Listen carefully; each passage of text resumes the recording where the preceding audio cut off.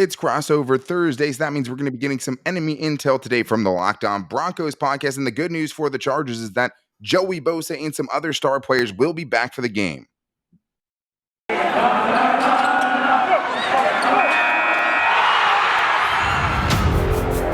You are Locked On Chargers, your daily podcast on the Los Angeles Chargers, part of the Locked On Podcast Network, your team every day.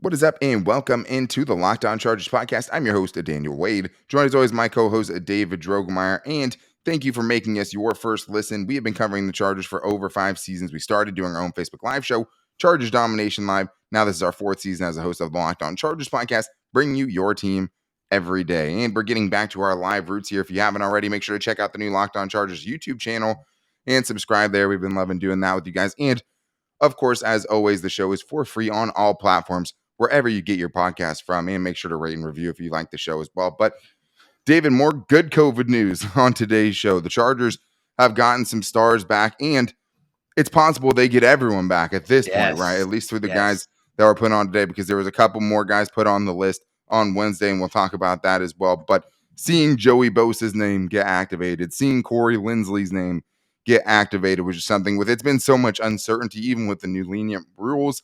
You still love to see those names coming off the list, right? And hearing Brandon Staley say that, technically everyone is still available for this upcoming game. But we will get into the Locked On Broncos crossover as well, and we'll get into the differences, what they get with Drew Lock, who, as it was reported on Wednesday, will probably be starting against the Chargers, and the differences between him and Teddy Bridgewater, and if there's any chinks in that great defense that's now the leading defense and scoring defense in the NFL. So great conversation with Cody, Roark, and Sayre Bedinger there. But David, more names coming off of the COVID list. I mean, that is great news. Obviously, like I said, Joey Bosa, and that's a huge name for the Chargers, especially after last week and the lack of defense. Corey Linsley, Jalen Guyton, Keeman Hall, and Trey Marshall. So, like I was saying before, even though we had a good feeling that these guys would come back, it's still great to see those names, and that's going to be the good part. I mean, we're probably going to see more names pop up on the list throughout the week. I mean, that's just kind of the way it's been so far. But still great to see these guys coming back with a little bit of rest, getting ready for a must-win game this weekend. Yeah, you're getting a lot of your captains, a lot of your leaders back on both sides of the ball. You get Corey Linsley back, who's been one of the best players on the Chargers this year, regardless of position. He's been absolutely phenomenal, and he's taken a lot off of Justin Herbert's plate, turning around, looking at the defense, gathering as much information as possible, trying to get his fellow offensive linemen, in the right situations, make sure that they're educated on what the defensive fronts are going to be and what they're going to face, and getting all that information to Justin Herbert and taking care of some of those protections. He's obviously been integral to Justin Herbert's success. And then Joey Bosa, it really goes without saying what he brings to the table. He just does everything at an extremely high level. He is a very, very good pass rusher, as we all know, but he's also extremely physical in the running game, and that endless motor and that great passion and energy that he plays with was sorely missed in the last game. So having both of those guys back for this game is massive.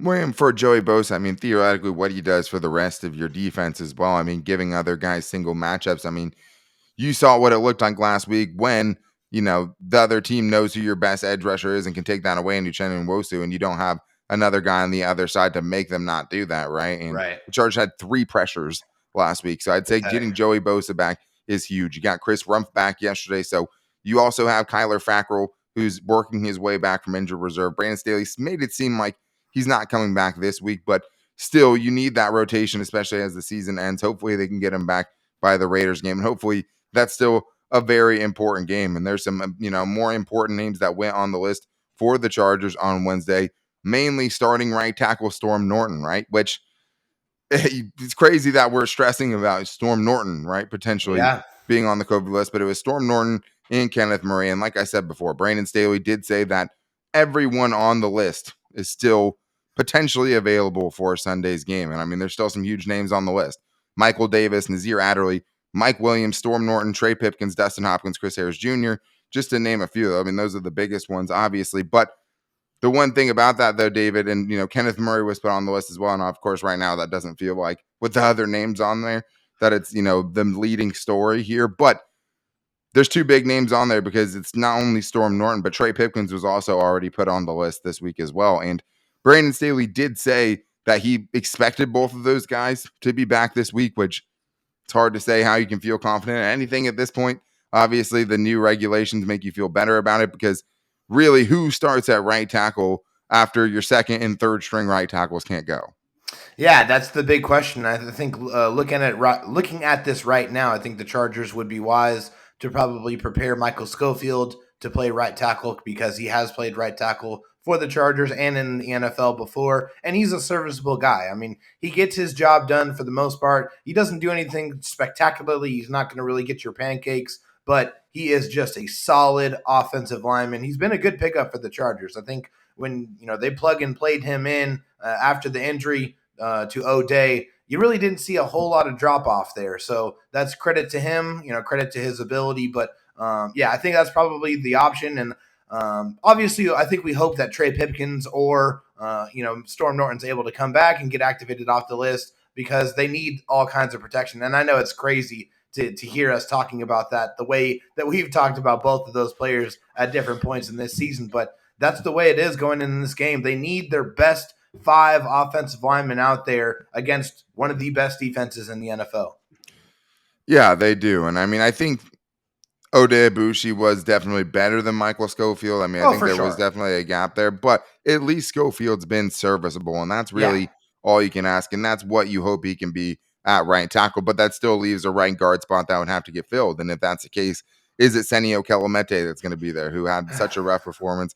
Please give Brendan Hymas an opportunity, man. That's what I want to see. Yeah, I mean, of course, we all want to see it. But, I mean, as far as we know, this team doesn't trust him to go out there. At least they didn't last time they needed a replacement at guard. And I just think that's something that has to be, very worrisome for the Chargers because they do have a pretty good interior pass rush to the Denver Broncos. You have guys like Draymond Jones and Shelby Harris in the middle there.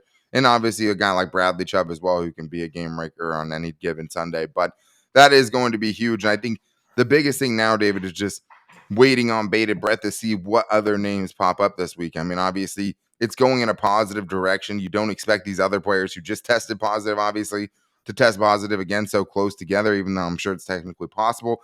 You feel pretty safe about those guys. But at the same time, with the 5-day rule right now, with if your symptoms are improving, you can come off in 5 days, especially for like the vaccinated players and stuff like that. Yeah, you have a real chance to get back by Sunday. But now every day from today forward, that's when you're really afraid to start seeing some names pop up. Because now if you see that, I mean, unless they get, back-to-back negative tests on Friday and Saturday, they won't be able to go Sunday, which could play a huge factor.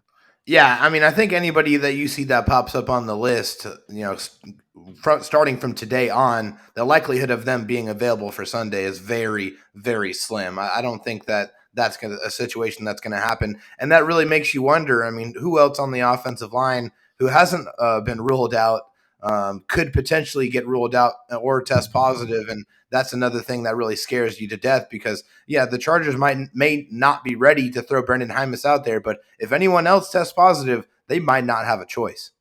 Well, yeah, and I mean, it's not just the offensive line, right? I mean, I think we all know if there's one person in particular, knock on wood, if he tests positive, the game's over before. Yeah, we're not even going to say his name because we don't want to jinx that's the reality that we're living in right now, where it's that up for grabs, and it's so much just about the timing. Because if you test positive on a Monday, now you still have a decent chance of playing.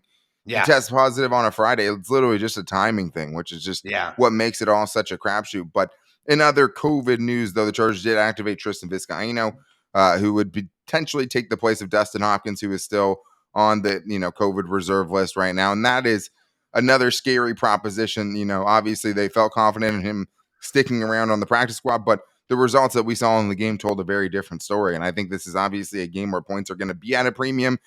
So you're hoping Dustin Hopkins can come back because he still definitely has a chance to, with Tristan Vizcaino going up against a good defense, a defense that you might have to take the extra point or the field goal and not just have Brandon Staley go for it, go for it or go for 2, even though I think we'll see it in this game for sure.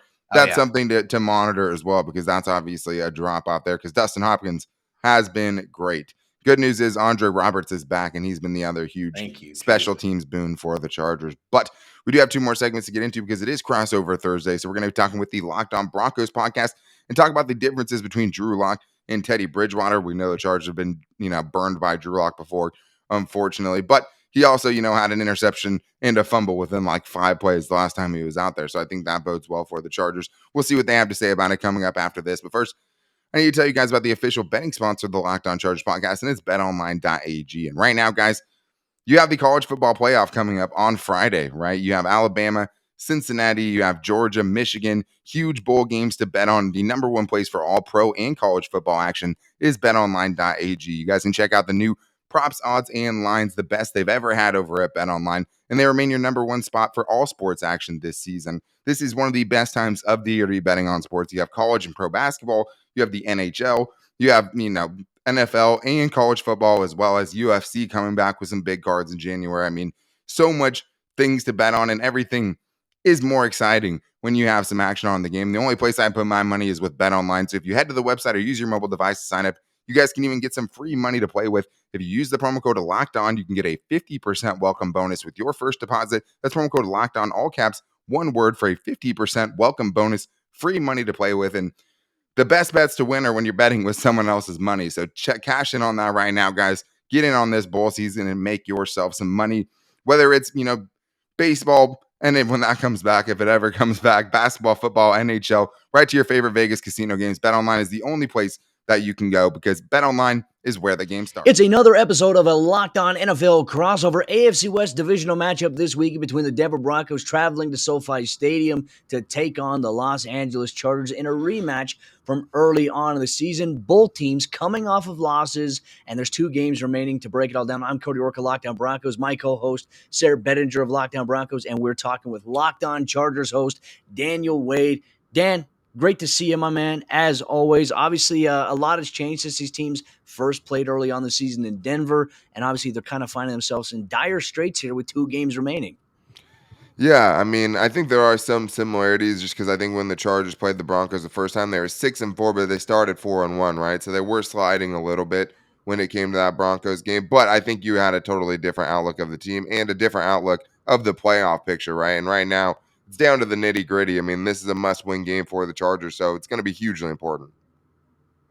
It is, and the last game that these 2 teams played against each other, it was must win for obviously both teams, but I feel like things have really changed in that regard for the Denver Broncos, at least the vibe from among the fan base. I mean, it feels like the Broncos are kind of just out of it at this point, so who knows how they're going to kind of approach this game. But obviously, like you mentioned before we started this show, the Chargers dealing with a lot of COVID issues going into this game as well. Yeah, and I mean, you saw how much it affected him last week, just missing a lot of those players. I mean, I think luckily, and this is something we talked about on our show last night, like the CDC changing the guidelines, making it 10 to 5 days is huge, just because Mike Williams, popped late last week and he was done for 2 games. And it was just like, and I know Cody, retweeted and was just like, hey, Mike Williams is out for the Broncos game. That's not necessarily the case now. So, I mean, that is huge news for the Chargers, because the one thing we've seen with this team, an inconsistent team, is just that it's not a super deep team. And we knew that going into the season. It is a pretty top-heavy team. So it looks like a completely different team when you're missing some of the players the Chargers were missing last week. Starting center, Joey Bosa, Austin Eckler, Mike Williams, Michael Davis, just to name a few. That's not even a third of the list of the guys they were missing last week. So we're starting to see some reinforcements coming back already this week. But you're still in a tricky spot, because, I mean, it's 4 or 5 names a day for the Chargers right now. I mean, that's just been the reality of it. And even with the 5-day change up, right? I mean, the Chargers still haven't had somebody test positive and play in the next game, right? If they tested positive that week, vaccinated or unvaccinated, they have not played in the next game at all so far this season. So even with the back-to-back negative tests and all the qualifiers that can get you back in the game, we still haven't seen it yet. So it's still kind of a hold-your-breath moment. And obviously, guys are still coming back. But at the same time, I mean, from here on out for the rest of the week, any new names that pop up on there with that, something that seems to be wildly spreading throughout the Chargers organization right now, those guys, even with the new rules, will be out. So a lot of positive reinforcements probably coming back this week. But obviously you're one, Justin Herbert test away from changing everything completely. And I think that's just what the NFL has been this year. And obviously, NFL teams are taking every precaution necessary in facility. I know the Broncos have transitioned some of the media settings to Zoom now, and obviously in-person stuff. And they've held a lot of virtual meetings with players. But in this matchup in particular, let's assume everything goes off without a hitch here. Obviously, in this rematch, you're looking at it to where this Chargers defense. They've given up some big yardage games to opposing offenses in the last 3 games. Really, what has been the biggest issue so far with the Chargers during these last 3 games against the opponents that they've had? Obviously, last week against the Texans. But more importantly, is there anything that stands out in particular as to why they've struggled defensively with giving up so much?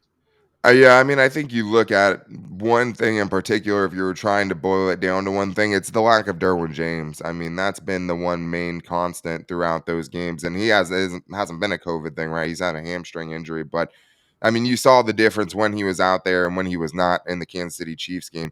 And the one thing he does that, he probably doesn't get enough credit for is all the things he's erasing down the field, all the explosive plays that he's shutting down by making an open field tackle or getting up to the line of scrimmage, getting downhill quickly. Like, those are things that the Chargers have severely lacked the last couple of weeks. I mean, big plays, giant plays after, another. And like, that was one of the strengths of this team early on was, yeah, they weren't good against the run, but they were really limiting explosive plays by opposing offenses. And I mean, you let the Houston Texans go for a 94-yard touchdown drive right before half, that there's something going terribly wrong there. You give up, pass of 36 and 41 for a touchdown. And I think the other thing is just not being connected in the secondary has been a huge thing for this team, whether it's Derwin James or missing Michael Davis or missing Asante Samuel Jr. for 6 weeks with a concussion, having Chris Harris Jr. go on injured reserve, missing Nazir Adderley. Like, I think the starting 5 players from Daniel Popper of The Athletic have played like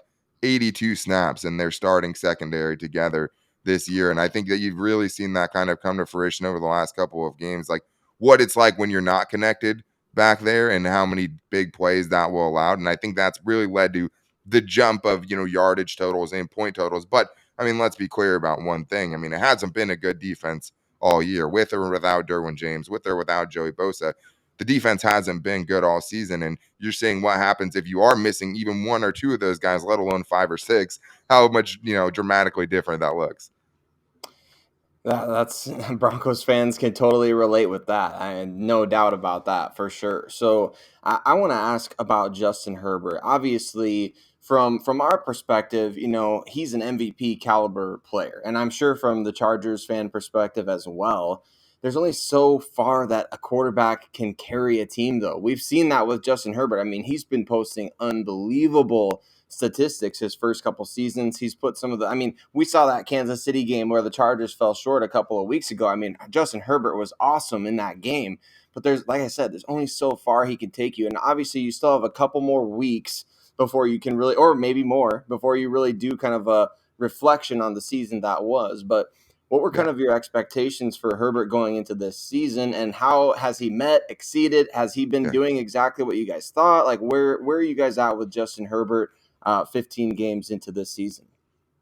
I mean, ecstatic, just because, like, you've seen it's not a mirage, right? Like, I mean, I think even the biggest Charger fans, as much as they love Justin Herbert year one, it's like you still wanted to see a little bit more because, especially with Chargers fans, with their history, it's like they don't have nice things very often, right? And, this is why we can't have nice things.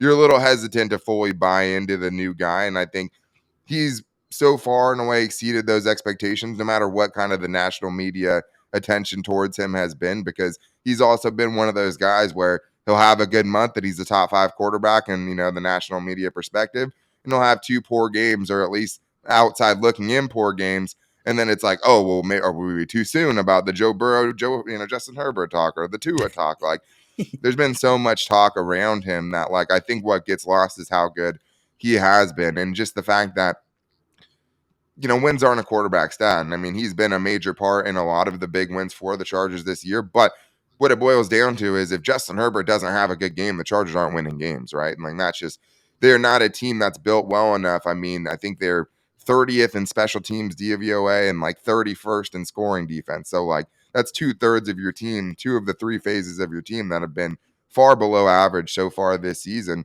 And when they lose, it highlights the Justin Herbert interceptions. It puts a spotlight on those things. But like in that Kansas City Chiefs game, right?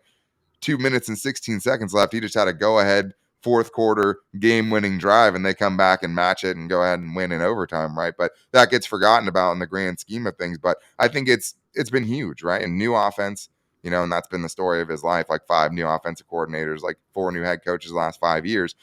And he's still, done exactly kind of what he's done the first year. I mean, are they taking enough deep shots? All of those things. I mean, all of those things are a good discussion to have, but he still has it. He's still one of the most efficient deep passers in the league. He still has the cannon arm. He's making better decisions. I mean, I think last week, the first Josh Palmer interception, I thought that was a bad decision. Brandon Staley disagreed. I thought it was a late throw that he threw, because they were trying to take a shot and they didn't necessarily need to on first down right before half. They ended up coming back in a 94-yard touchdown drive. But then the pick six, I mean, you have your tight end, Jared Cook, cutting a route short, and then he's throwing it to a spot where now a defender is there.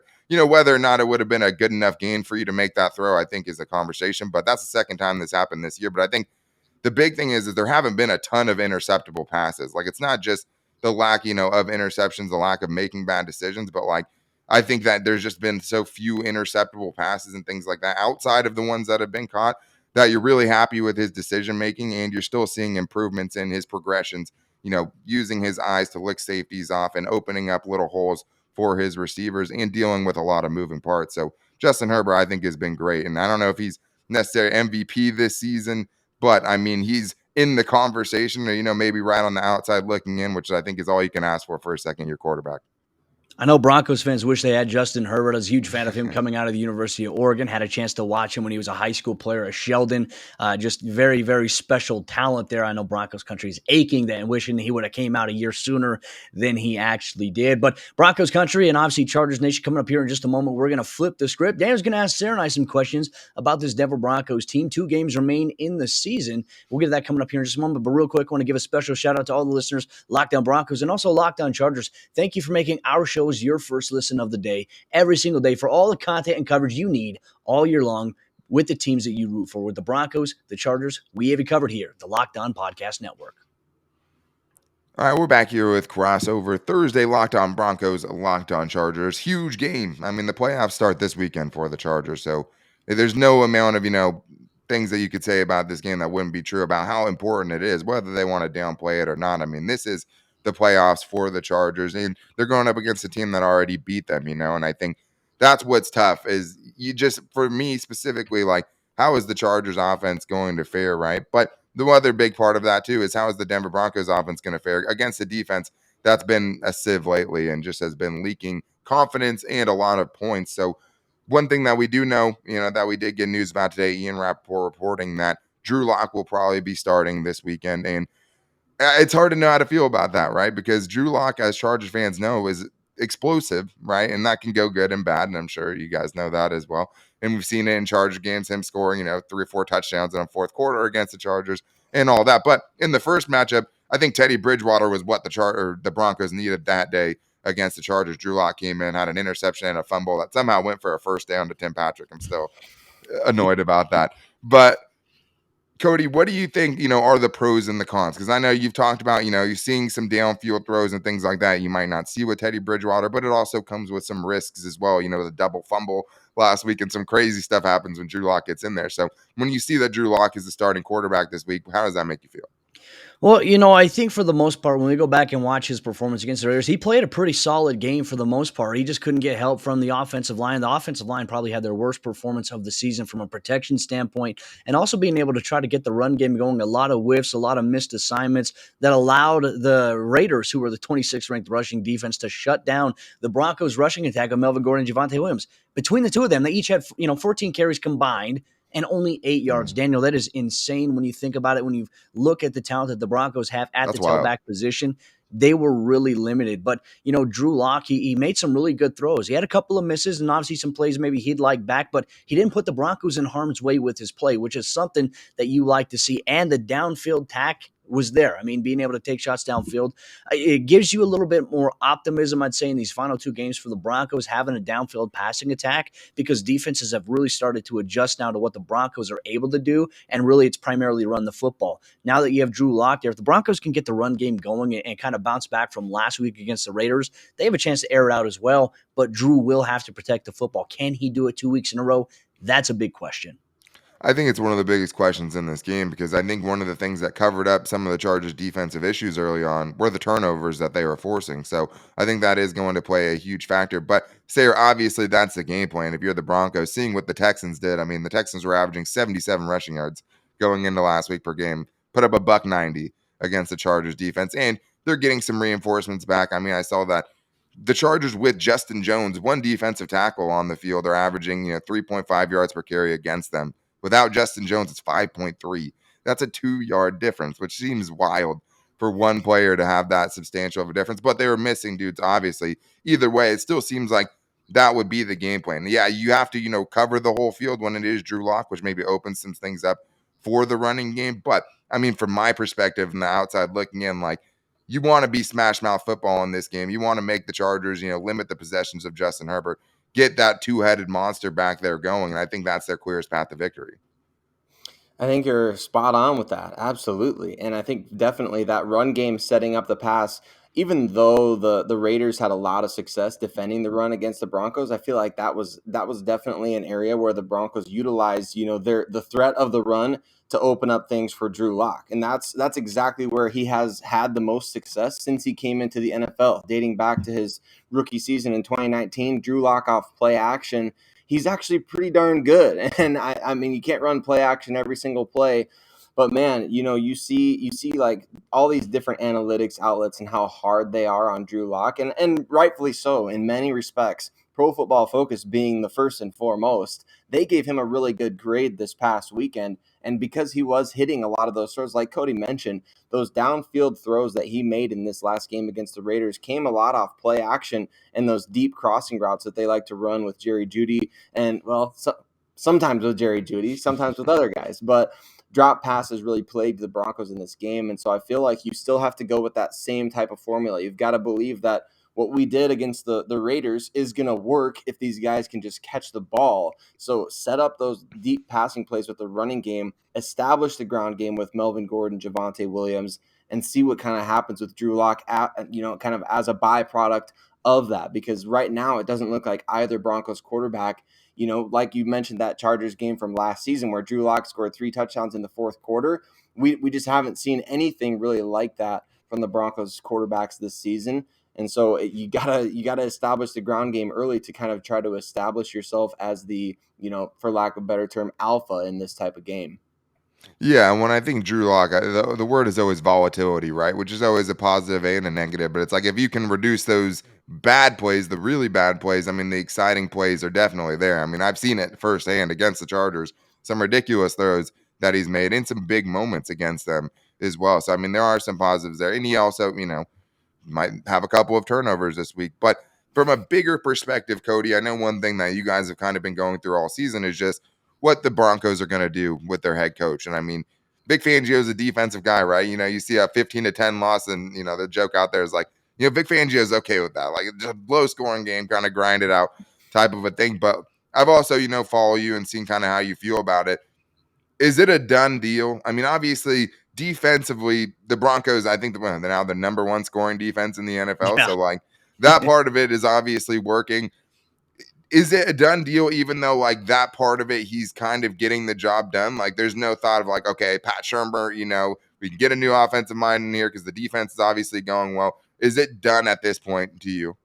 Not entirely sure here. I mean, Vic has had his struggles as a head coach. I think his game management has been very, That's very the other big poor. thing. That's been a Yeah. huge thing. Yeah. He's been a great defensive coordinator. Yeah. It's one of those dilemmas George Payton will have to face at the end of the season. Obviously, what Vic has done as a head coach in terms of the defense is great, but as a head coach, the team has struggled in various other areas, and that does fall on him. So, Yeah. the only way that Sayre and I kind of pinpointed, look, if the Broncos win out these final 2 games, the defense has played really well. Obviously, if you want to preserve that scheme, we've talked about it. Vic Fangio will have to make a lot of changes, and maybe George Payton has that conversation with him, that he is going to pick the next offensive coordinator and special teams coordinator for the team, and that Vic's going to really have to do a better job of overseeing all that and letting those guys do their job, because there's been a general vibe that we've talked about. It doesn't seem like at times Vic trusts his coaching staff or his players, and that is a little bit of an issue, but he is willing to defend his coaching staff in a sense, and sometimes put the accountability, the blame on the players, which has also created a little bit of a negative vibe towards the perception of him. So, Sure. a lot of questions. Maybe you ask and you keep and retain a guy like Ed Donatel, but usually he and Vic have always been a package deal wherever they go. Or maybe you promote a young guy like Christian Parker within to the defensive coordinator if you're George Payton. I mean, so many things right here to consider. For me personally, I like Vic as a DC, but a lot of his style, a lot of his personality has rubbed a lot of people the wrong way. There's certainly some players in the locker room it's rubbed the wrong way, but more importantly, just he hasn't gotten it done as a head coach, and that's the most important metric. And obviously, it's something to monitor as well. So right now, I'm not sure, but I wouldn't be surprised if it did happen. Yeah, I mean, it's interesting. And obviously, the Chargers went through their own thing like that. Like Brandon Staley, I've loved the way he's been as a head coach, and then even after losses, it's always going to get questioned, things like that. But I mean, the Chargers defense hasn't been good, right? And that's obviously when fans are like, he's a defensive genius. Like, what is happening here? Like, this is what he was brought in to do. But I think the point is, like, being a head coach is an all-encompassing position. It's not just having a good defense. It's being good in game management situation.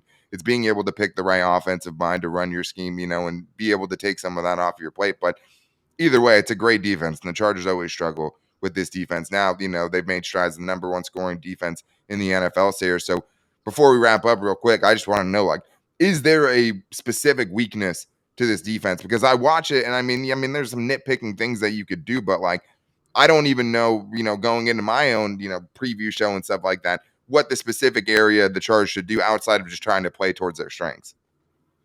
Yeah, the Broncos have had a slight vulnerability, I think, this season, kind of sprinkled throughout. Not like necessarily a consistent thing, but the run defense has kind of Yeah. been sporadically weak for them. We saw that last weekend against the Raiders. I mean, Vic Fangio punted the ball away with I think just around 4 minutes left in the game. And he punted the ball away, gave it to the Raiders. Of course, you're thinking, well, what's the worst case scenario? They're gonna score a field goal, and we'll have to score a touchdown anyway. But the Raiders were able to kind of just bleed the clock out with these just chunk runs, 4 yards, 5 yards, 4 yards. And the Broncos weren't able to get at the line of scrimmage and really win at the line of scrimmage. And that's somewhere that's kind of been an issue for them as they've really cycled in a bunch of linebackers. They've had so much turnover at the linebacker position. And I think right now the guys that they have out there could be the future at the position for them. Jonas Griffith has really stepped up, and Baron Browning has looked really good. But at the same time, those guys, they're not just quite there in terms of consistency yet, filling those gaps. They make a lot of the splash plays that people want to see. They're super athletic, and they look good in coverage a lot of times, but fitting those running lanes consistently has been a bit of an issue for the Broncos, not necessarily just on the D-line, but at the second level. You see a lot of times Kareem Jackson come flying in to make a tackle that might save a touchdown or might save like a huge gain. Those linebackers, in my opinion, are the key to the Broncos being able to have that dominant type of defense because, they'll let you down the field, but they'll stop you in the red zone. But before, inside the 20s there's a little bit of a weak spot in terms of the run defense. And I think it kind of starts and ends with how well these young linebackers play. Yeah, and I mean, the Chargers are going through some of that right now, too. And it's nice to see, when guys are injured and put on injured reserve, other guys stepping up and getting a glimpse into something you might not have seen otherwise. Unfortunately for the Chargers, it hasn't really gone that way.